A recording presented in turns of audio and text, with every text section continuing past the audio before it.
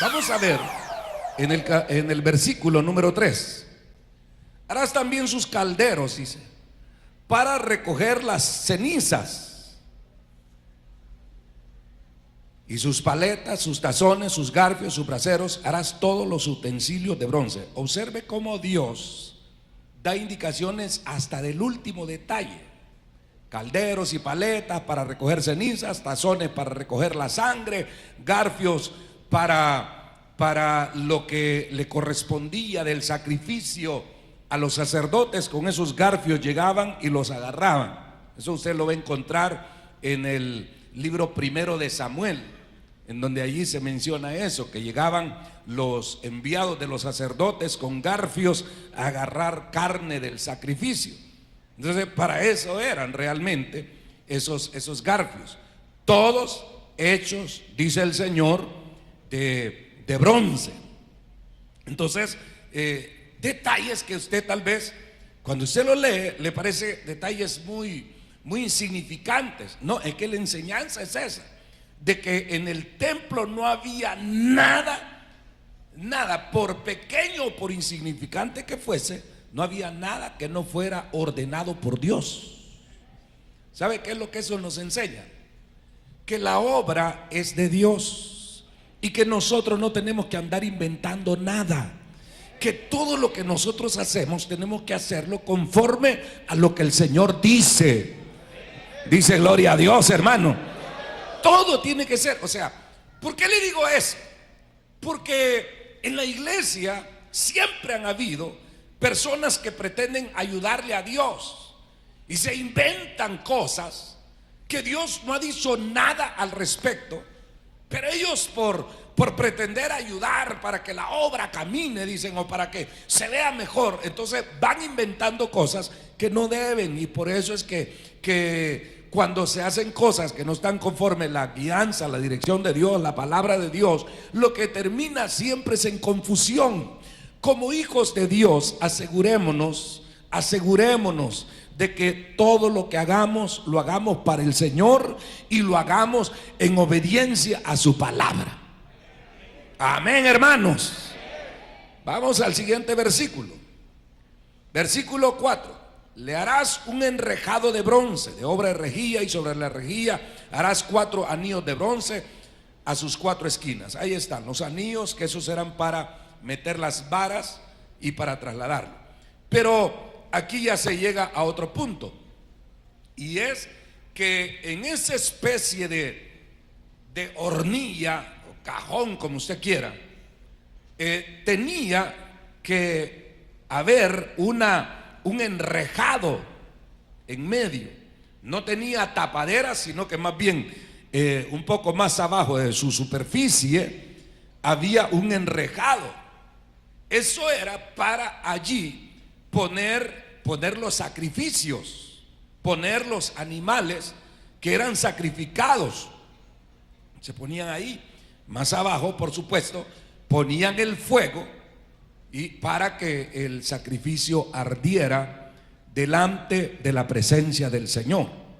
Ahora, esto nos trae la enseñanza tremenda de que Dios pone aquel altar en la entrada, no solo para que lo vean, incluso no solo para que traigan sacrificios los israelitas, sino para que aprendan que sin derramamiento de sangre, dicen Hebreos, no hay remisión de pecados.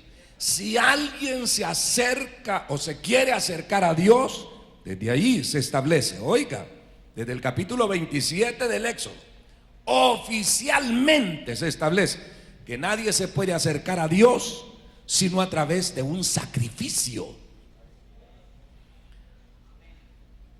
Ahora, digo que se oficializa porque eso no es nuevo. Aquí ya se pone ya oficial la cosa, pero esto viene desde el capítulo 4 del libro del Génesis. Oiga eso.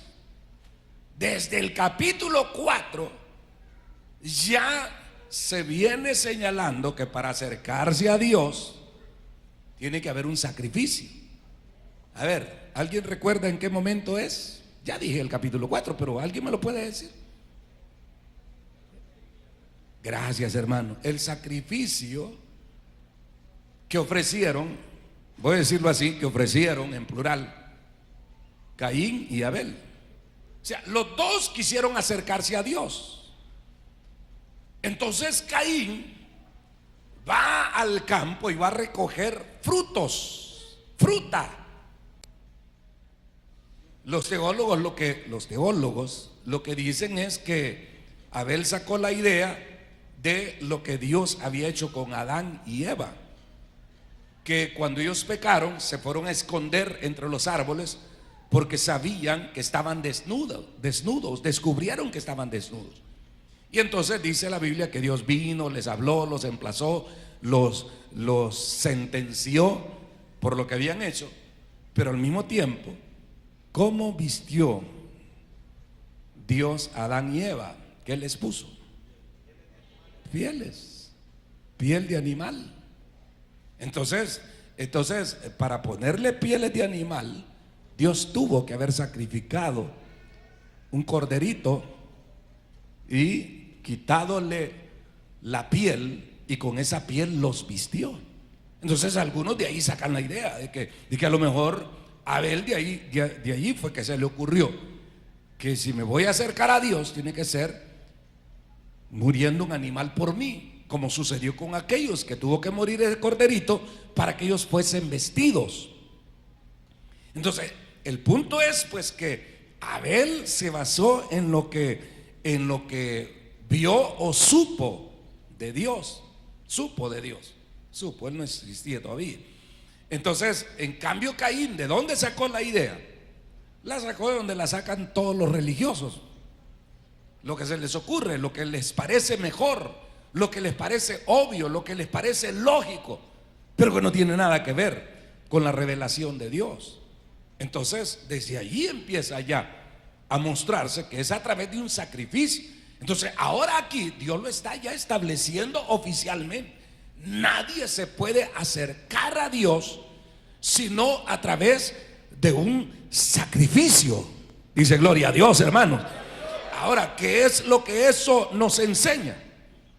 Bueno, desde el momento que Dios está diciendo aquí, van a hacer un enrejado. Ese enrejado sería para la incineración de los animales. Ahora, incluso si usted lee el libro de los Levíticos, ahí va a encontrar pues todo el tipo de sacrificios que Jehová ordenó que se ofrecieran sobre ese altar de bronce. Entonces, todo eso, ¿de qué nos habla? Aquí vamos ya a lo que a nosotros nos compete, porque nosotros ya no estamos ofreciendo sacrificios al estilo de la ley. Nosotros no estamos bajo la ley, sino bajo la gracia bendita del Señor. Pero ¿qué es lo que a nosotros gracias?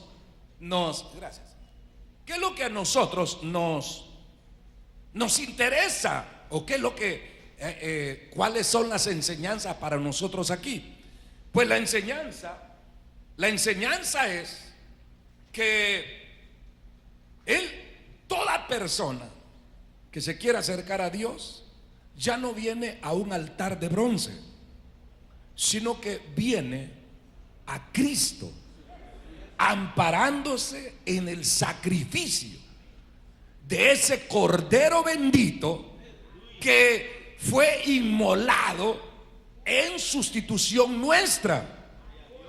Él es el sustituto de nosotros que Dios preparó desde los días de la eternidad, para que a través de Él toda persona, sin importar su posición social, sin importar si es alto o bajo, si es gordo o flaco, si es mujer o es hombre, sin importar nada, todo aquel que quiera acercarse a Dios puede hacerlo a través del camino vivo y perfecto que Jesucristo nos abrió con su muerte en la cruz del Calvario.